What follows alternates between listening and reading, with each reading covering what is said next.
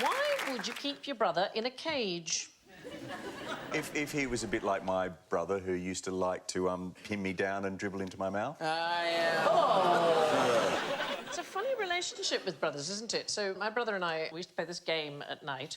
We'd turn out the lights and we would roll up a pair of socks and we'd throw them, and if you hit each other, then you got a point. And I always won.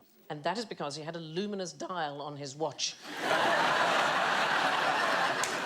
And I never told him until his 50th birthday, and he's still cross about it.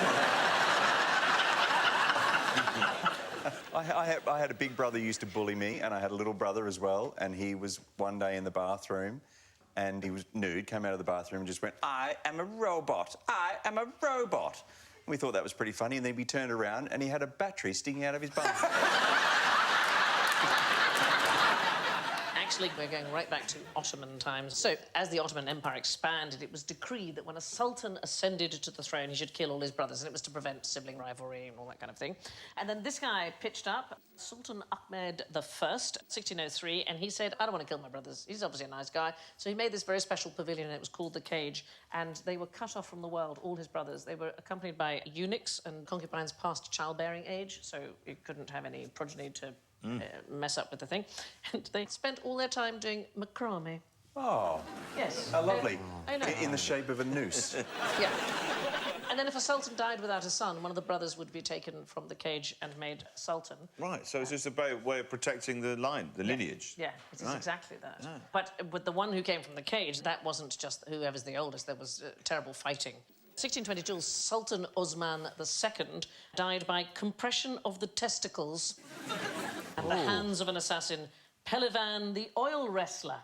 There are quite a lot of strange rules. One of my favourites, if a Grand Vizier of the Ottoman Empire was sentenced to death, he could have the sentence commuted to banishment if he beat the head gardener, who was also the chief executioner, in a race around the royal palace. So the vizier would be summoned by the gardener, and he would be handed a cup of sherbet. If it was white, it was all fine. If it was red, it meant death. And he had to run 300 yards from the palace to a place called the Fish Market Gate. And if he survived, then he could carry on living. And this carried on quite well into the 19th century.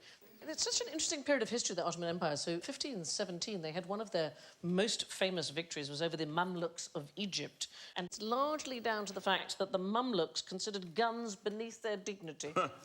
They refused to use them. And then, so they were... Idiots. Yeah, exactly. Totally wiped out. Yeah. Thank you for watching. Do remember to subscribe to the QI channel and click here to watch more videos.